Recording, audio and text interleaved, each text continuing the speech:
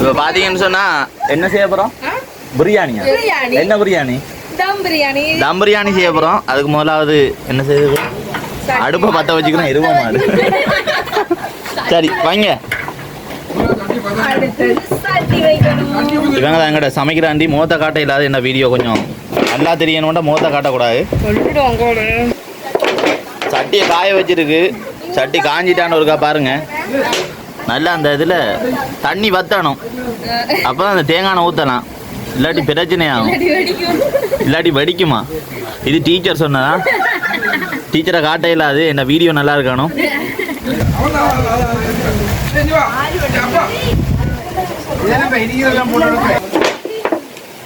4 kilo தம் பிரியாணி செய்ய போகிறோம். அதுக்கு இந்த சட்டியை காய வச்சிருக்கு. தண்ணி காய. இப்போ ஒயில் ஊற்றுறாங்க. மரக்கறி எண்ணெய் ஊற்றுறாங்க. இவங்க செஃப், மெயின் செஃப். சத்தம் கேட்குதா? இப்படி நல்லா கொதிக்கணும் எண்ணெய்.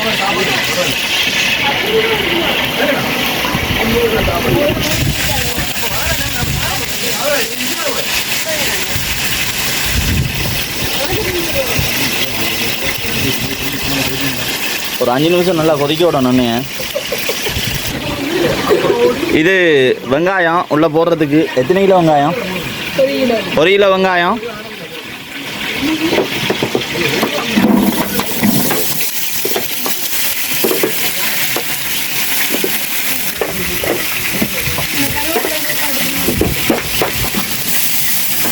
நல்லா வதக்கணும். கோல்டு கலராக வர மாதிரி வெங்காயத்தை வதக்கணும். அப்போ வெங்காயம் நல்லா இருக்கும். ஒரு 10 நிமிஷமாக அதுக்கு வதக்கணும். நல்லா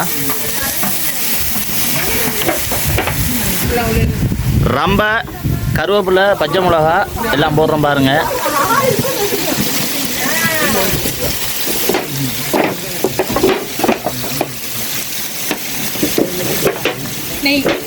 நெய் இதான் நெய் தான் ஊற்றுறாங்க. பாருங்க, இதுக்கு பேர் நெய்.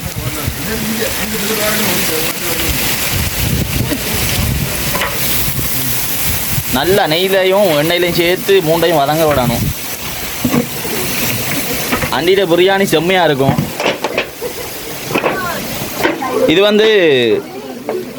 இது பேஸ்ட், இஞ்சி பேஸ்ட் நல்லா அடிச்சிருக்கு பாருங்க.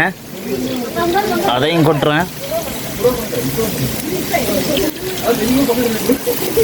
செஃப் வாங்க செஃப்.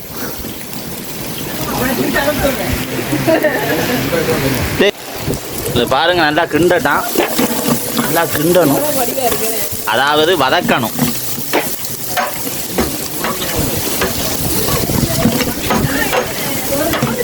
நல்ல வாசம் கொண்டு வருது. பட் எனக்கு பிடிக்கல இந்த வாசம்.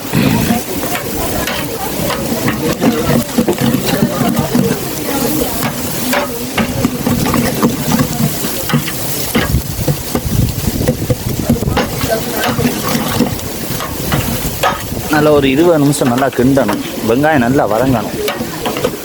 கோல்டு கலருக்கு வரணும் வெங்காயம்.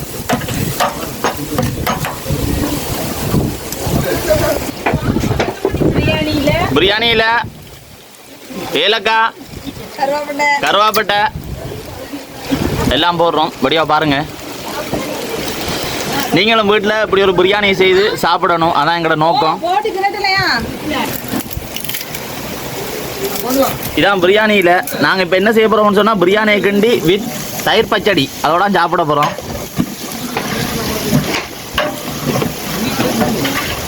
இது செஃப்க்குன்றது நான் இல்லை, செஃப்பை காட்ட இல்லை, அது சொல்லி.com.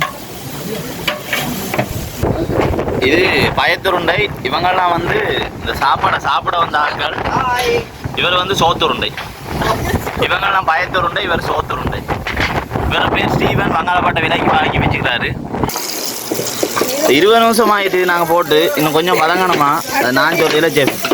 தக்காளி பழம் அடுத்தது தக்காளி பழம் 1 கிலோ.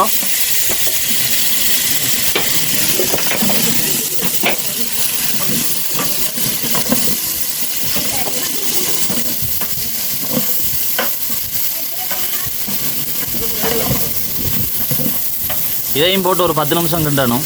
அப்படின்னு ஒரு அரை மணி நேரம் கிண்டணும். அதாவது நல்லா வதக்கணும். கிண்டணும் மீன்ஸ் வதக்கணும். இது நான் சொல்லையில் இங்கிலீஷ் டீச்சர் சொன்னது. பேர் சொல்ல மாட்டேன், சொல்லி.com.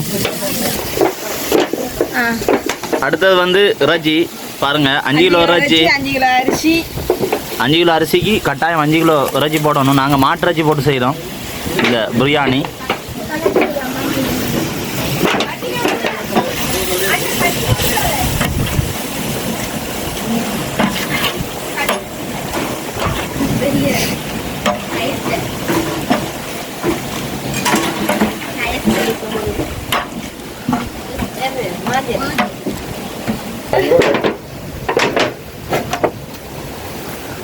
எல்லாத்தையும் போட்டு ஒரு அரை மணி நேரம் மூடி விட்டால் நல்லா கொதிக்கணும். கொதிச்ச அப்புறம் தான் அரிசி போடலாம். மற்றெல்லாம் செஃப் சொல்லுவாங்க, நான் சொல்ல மாட்டேன். இது மாஜர் இன்னும் போட இல்லை, இனி தான் போடுவோம். அரிசி போட்ட போகிறோன்னே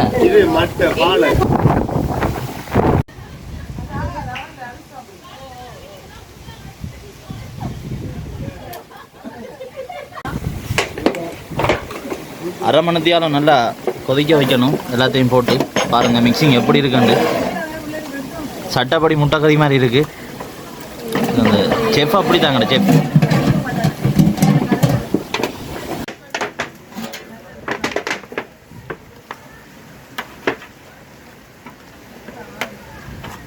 ஒரு இறைச்சடு அவிஞ்சிட்டான்னு பார்க்குறது. அஜித்தில் கொடு.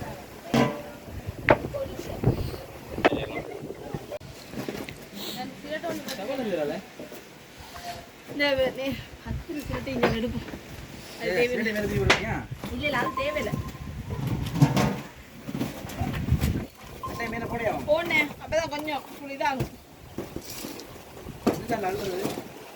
சவல் ஒன்றும் இல்லையா?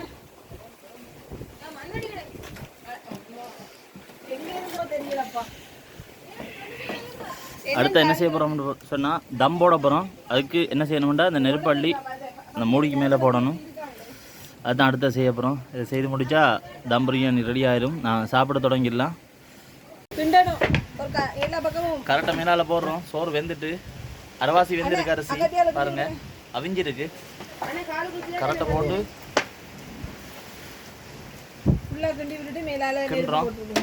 கிண்டி போட்டு மேலால் நெருப்பு போட போகிறோம். தம் போட போகிறோம். தம் கட்ட போகிறோம். மேலால் நெருப்பு தம் கட்ட போகிறோம்.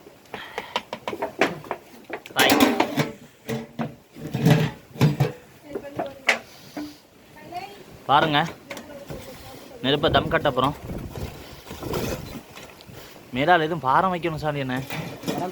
ஓ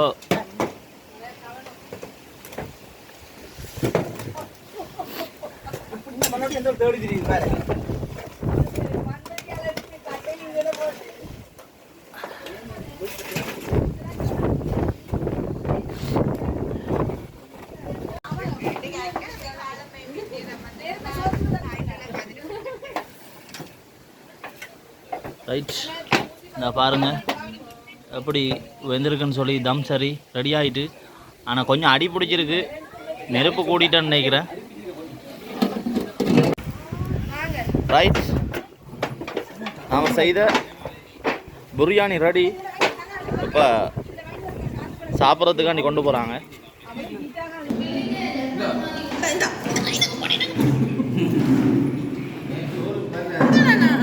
சாப்பாடு போடுறாங்க. சமைச்சு முடிஞ்சு தான் பிரியாணி.